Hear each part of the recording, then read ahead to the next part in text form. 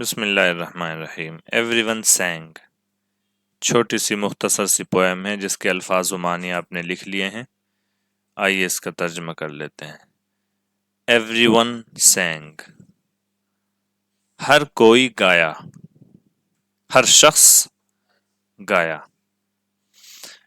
Every one suddenly burst out singing and I was filled with such delight. As prison birds must find in freedom, winging wildly across the white orchards and dark green fields, on and out of sight. ہر شخص،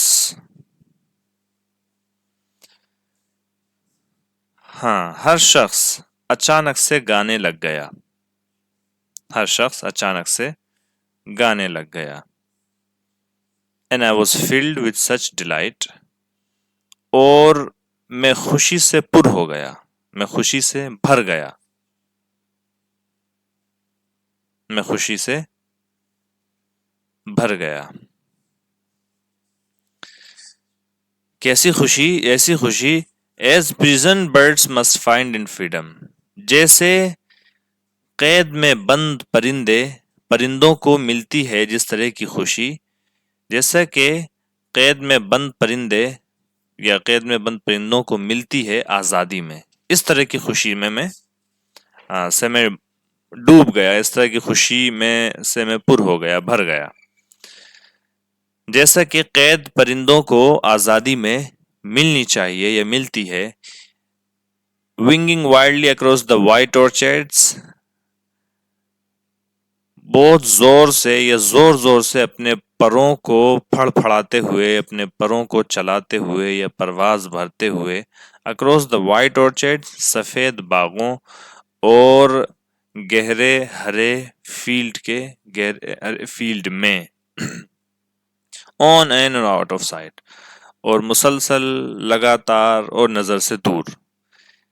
یعنی کہ قید پرندوں کو اگر آپ چھوڑ دیں تو وہ پوری رفتار کے ساتھ محو پرواز ہوتے ہوئے اور تسلسل کے ساتھ مطلب اڑتے ہوئے وہ آپ کی نظروں سے دور ہو جاتے. ایسا نہیں کہ قید سے نکلے اور جا کے بیٹھ گئے وہیں پر ہی، نہیں، ایسا نہیں کرتے.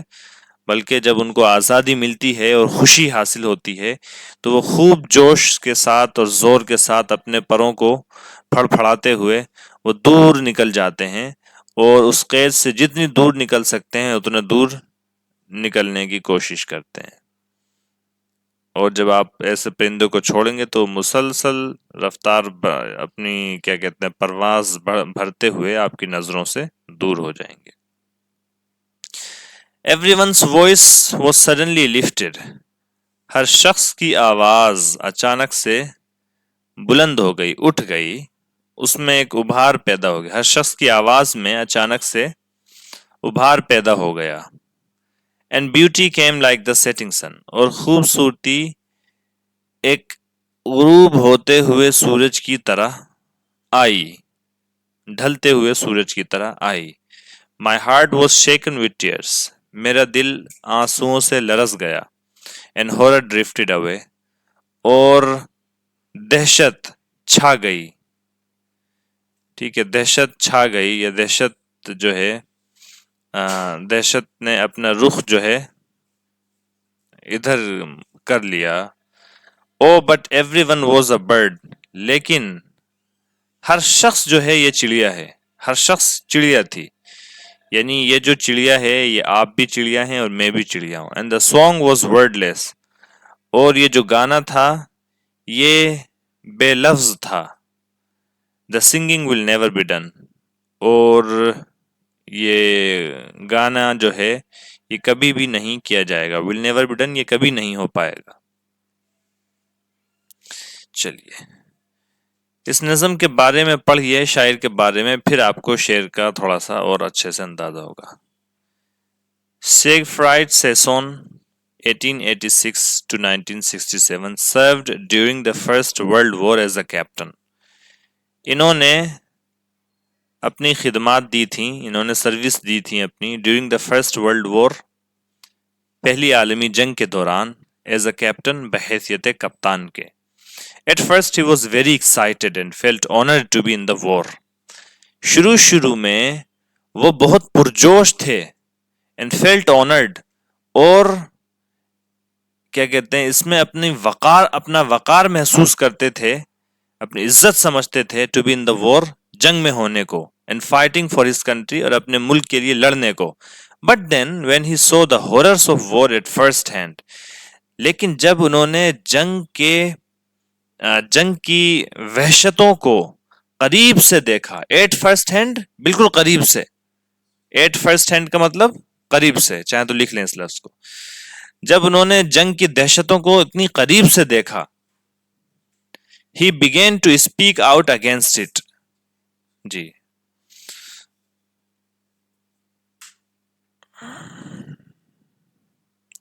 he began to speak out against it, तो वो इसके खिलाफ बोलने लगे. जी, he wrote some moving poetry about the hardships and tragedy felt in war. उन्होंने कुछ दिल को छूने वाली, मूविंग मुतासिर कर देने वाली, टू मूव के एक माना होते हैं मुतासिर करना, मूव के माना हिलाना और किसी को उकसाना और किसी को मुतासिर कर देना. मूविंग के माना मुतासिर करने वाली, ठीक है. Moving, his words were very moving, उसके अल्फाज बहुत मुतासिर कर देने वाले थे. तो मूविंग पोइट्री, मुतासिर कर देने वाली शायरी, चाहे तो लिख लें लफ्ज. जी, he began to speak out against, he wrote some moving poetry about the hardships and tragedy felt in war. He wrote some moving poetry about the hardships सख्ती, मुश्किलात. तुझे ना आएंगे मुफलिस की मुश्किलात समझ, या सॉरी, मुझे ना आएंगे मुफलिस की मुश्किलात समझ, मैं छोटे घर का बड़ा हूं, मेरी बात समझ. जी, मेरे अलावा हैं 7 लोग मुनहसिर मुझ पर, मेरी हर मुसीबत को तू ज़र्ब 7 समझ. जी, उमैर नजमी पाकिस्तान के एक शायर हैं, नौजवान ही शायर हैं. इनका कलाम बहुत अच्छा होता है, आप सुनिएगा उनकी इस नज़म को. उमैर नजमी.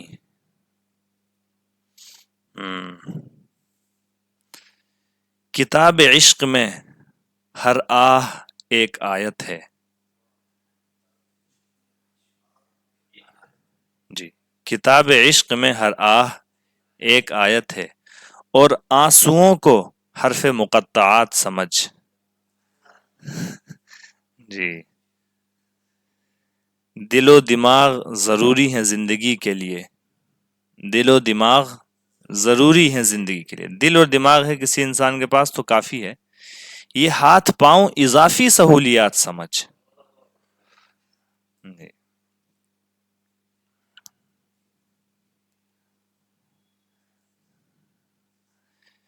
चलिए, कहाँ पहुंच गए थे हम? हार्डशिप्स, मुसीबत, मसाइब, मुश्किल, tragedy, सानिहा अलमिया.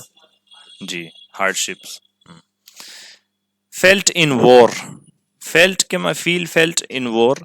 Here you can imagine what Joy people can feel from hearing a song.